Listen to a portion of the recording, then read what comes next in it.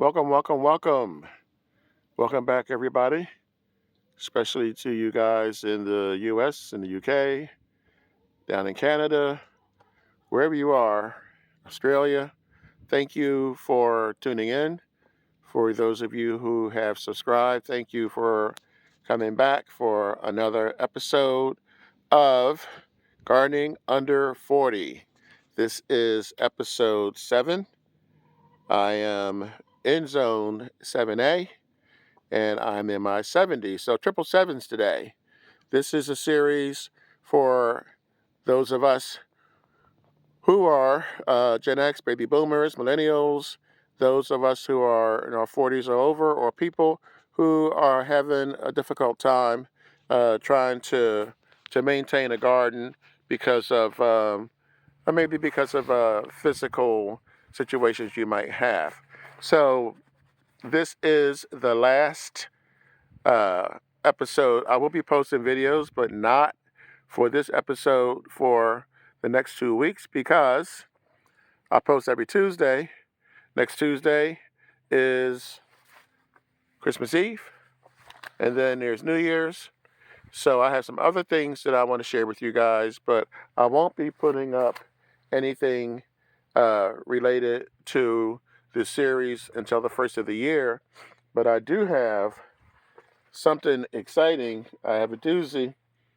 I'm telling you guys, this is exciting. We're going to have our first project, and this is going to be the heart of that project. This is what's in this box. I'll show you guys later on in this episode. But what's in this box might change the way you garden. So as always, please, please, please, like, and as a favor to me, especially for Christmas, share this video with your friends and comment. You can put, questions, comments, suggestions, your age, where you garden from, what zone. Doesn't matter. I read them all. I appreciate them all. So let's get started. In this episode, I'm going to give you 5 ways to make your gardening life easier. And all of them are going to be under $20 because most of them are going to be free. Trying to find a way where this sun is not giving me problems. But okay, let's go. Number 1, a lot of you guys now, like me, in order to save money, we buy these larger containers for our spices, our herbs, whatever. And then what do? We throw them out. Once they're empty, we're done. Well, when I say we, I mean a lot of people, but not me, because I reuse mine.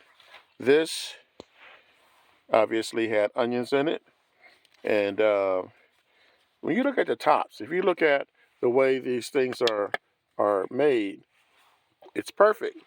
When you look at the size of these holes, this is really, really good for fertilizer and for nutrients. It keeps the moisture out. It's easy to store. And best of all, it's free. So that's number 1 on my list in no particular order. Number 2 is something that I just really kind of stumbled across because as I started this series and more people started to tune in, I started looking at other ways that I can help myself and help you guys. So last week, we talked about motion sensors and lights. We talked about how they would help us to navigate the dark, especially in the winter because it gets dark a lot earlier. Well, I picked this up the other day. I got mine from Walmart, but you can get this for at Home Depot for, what is it? I think it was something like $8, somewhere around near there. And the reason why this is different and why I'm featuring this is because this is fluorescent. Orange is my favorite color. Everybody who knows me knows that. But orange I picked because this is not just going to jazz up your garden. It's not just going to give it some color and make it look, a little bit more interesting. You can use this as a marker. This is good for night when you spray. You might have some posts. You might spray this on some of your rocks, your walkway, your driveway, even your pots. But if you're going to use this on your pots, then make sure you have a lining or somewhere so that this spray does not penetrate your pot and get into your soil. But you get the idea. By using this, it helps you to see your way at night, and it adds some more character to your garden. So I have not used this yet, but I will be using this, and I'll show you where I'm using it in the next video, which, like I said, is going to be for this particular series early next year. Now, number 3, we're moving kind of fast today. Number 3 is kind of a challenge for you to read this. And when I say challenge, I'm kidding, because this is ridiculous. I don't wear glasses, at least not yet, but trying to read this fine print is a joke. So if you try it with this, it's a lot easier, because this is a magnifying sheet, not a glass. This is plastic. This is not going to break. I got this from Amazon. They come in a pack. I think it's 2 or 3 in a pack. They're like $10. So between these 2 items, you're not even spending $20. And everything else I'm showing you in this episode is going to be free. So you don't have to worry about bringing your glasses out, dropping them, stepping on them, sitting on them, whatever it is that happens to you when you wear glasses. And instead of using a magnifying glass, which is also mostly glass, you can put this. I have a little drawer here. I can keep it in the drawer, cover it up, and then whenever you need to read the fine print from these, boom, there it is. So that's number 3 on the list. That's a nice little gardening hack. If you do, unless you are one of those kind of people who can read this small print easier, or have somebody to read it for you. So on number 4, this is going to be kind of fast today, and that is when you open up. I showed you this before, this little container here where you keep all your stuff. This is a regular kitchen knife. I have a pocket knife also.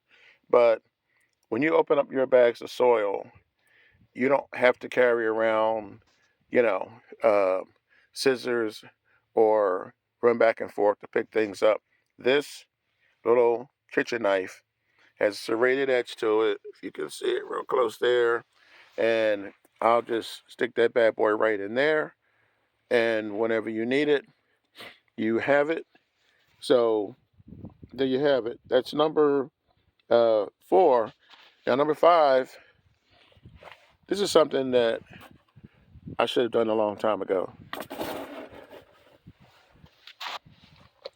These little tiny seeds. When you open the seed packet, these seeds are all over the place. You have to be careful. You open it with one hand, you pour them with the other hand, and you're trying to spread the seeds out. You end up spreading too much, too little, and this is a way to avoid that. Actually, I have 2 examples here for you, because you can also use these tops. Any top will do, any can will do. The smaller the better. Well, not the smaller the better, but this is the optimum size for me. This way I can stick my fingers in there, get a couple seeds out at a time. Don't have to worry about them blowing all over creation. Don't have to worry about them tipping over and ended up wasting them. And when you're done, you can put them back in the bag, back in the pack. These happen to be,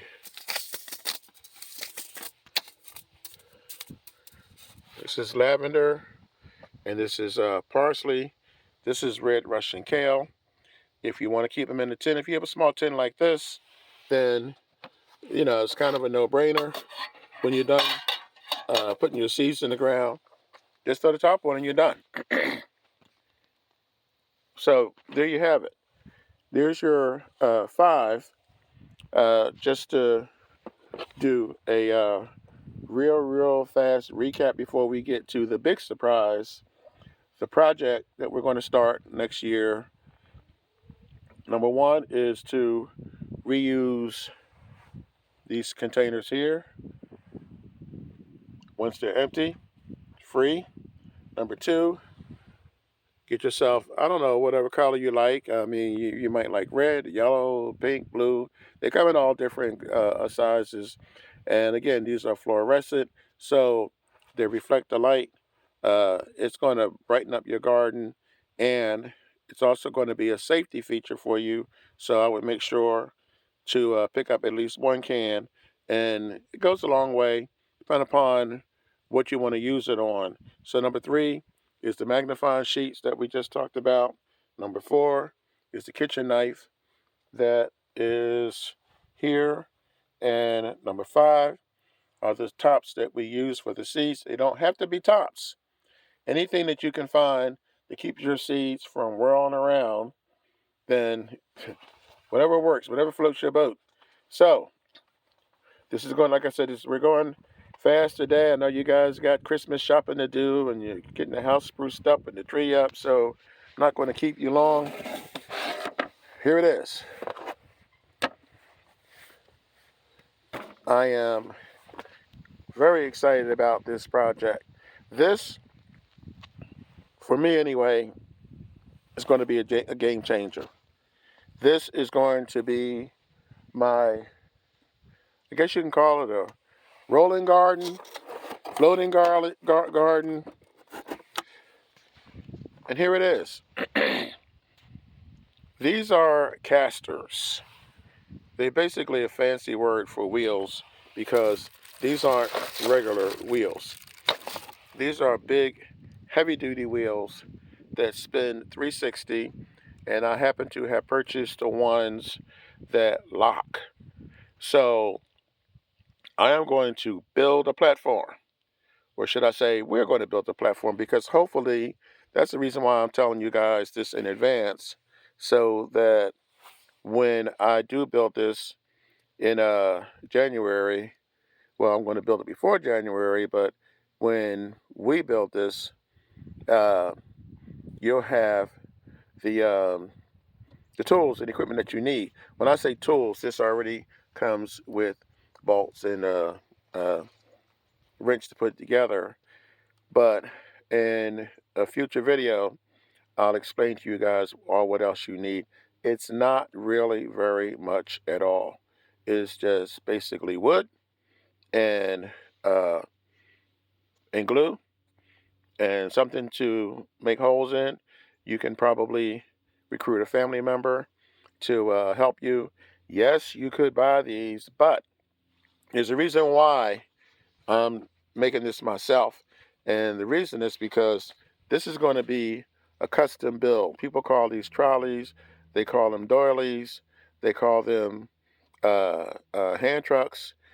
But this boy here is going to be wider and longer than the top of this bench. And I'm going to use this to put my plants on. This is definitely keeping in with the theme that we have been talking about for the past 7 weeks, which is gardening smarter, not harder.